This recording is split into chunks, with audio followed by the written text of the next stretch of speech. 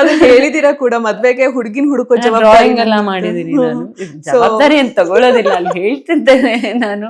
ಅವ್ರ ಫ್ಯಾಮಿಲಿ ಇದ್ದಾರೆ, ಸೊ ತಂಗಿಯಂದ್ರಿದ್ದಾರೆ, ಅವರು ಪಾಪ ನೋಡಿಟ್ಟಿರ್ಲೂಬಹುದೇನೋ, ನನ್ಗೆ ಗೊತ್ತಿಲ್ಲ.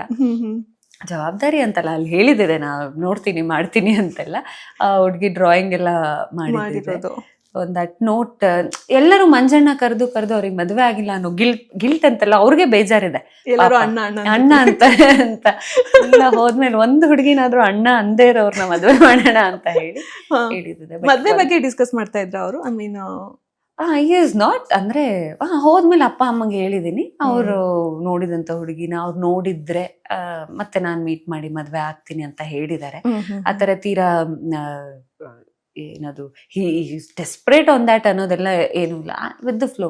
ಕೆಲ್ಸದ ಬಗ್ಗೆ ತುಂಬಾ ಡಿಸ್ಕಸ್ ಮಾಡ್ತಿದ್ರು. ಅಂದ್ರೆ ತುಂಬಾ ಕೆಲಸ ಇರ್ಬೇಕು, ಕೆಲಸ ಮಾಡ್ತಾ ಇರ್ಬೇಕು, ಅಪ್ಪ ಅಮ್ಮ ನೋಡಿದ್ರೆ ಮದ್ವೆ ಆಗ್ತೀನಿ ಅನ್ನೋ ತರ ಇತ್ತು ಹಾಗೆ.